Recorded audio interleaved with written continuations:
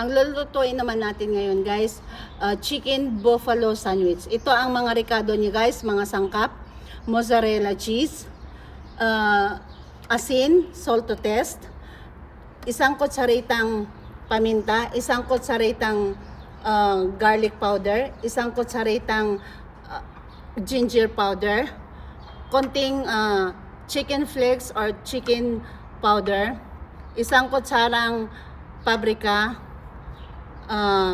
dalawang kutsarang olive oil at saka 1/4 na tasang buffalo sauce. Ngayon, at saka itong manok guys, isang platong manok or depende sa inyo kung gaano karami ang kakain.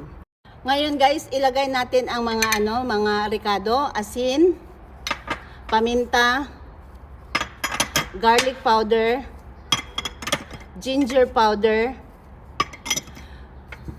chili powder at saka itong isang kutsarang paprika. Halo-haloin natin guys. Bago natin siya isalang sa kawali.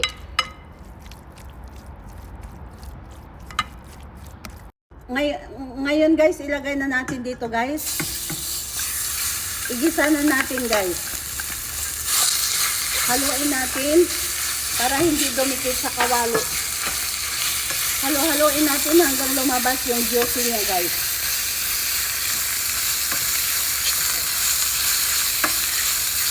Ganito guys, hayaan natin siyang maluto ang manok. Kailangan ganito kapula guys.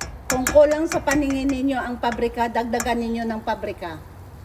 Pagka naluto na guys, wala na siyang tubig, ilagay na natin yung buffalo sauce. Ganyan.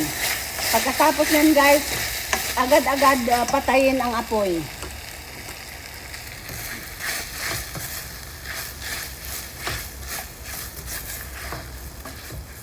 Ayan guys, gagawin nating sauce. 2 or 3 kutsarang mayonnaise, 2 kutsarang olive oil, 1/4 na parsley na ginayat, kalahating lemon juice at saka yogurt. Lahat ng yan guys, i-blender natin.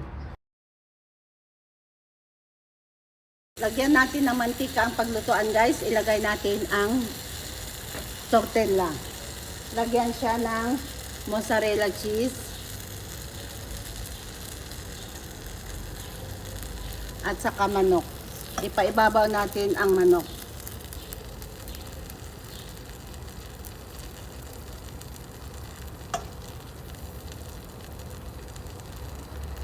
At saka lagyan natin ng sauce.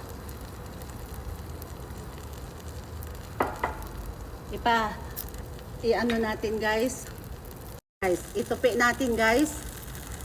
Itupi natin. Huwag natin itupi masyado guys para makita yung ganyan. Ganyan lang siya guys.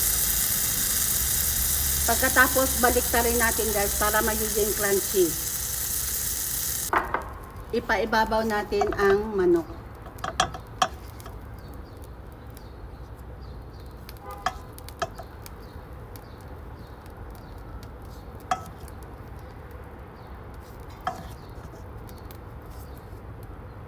Ganyan siya guys.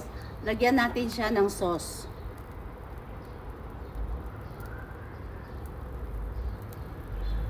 At saka baliktarin natin guys, i-half natin guys.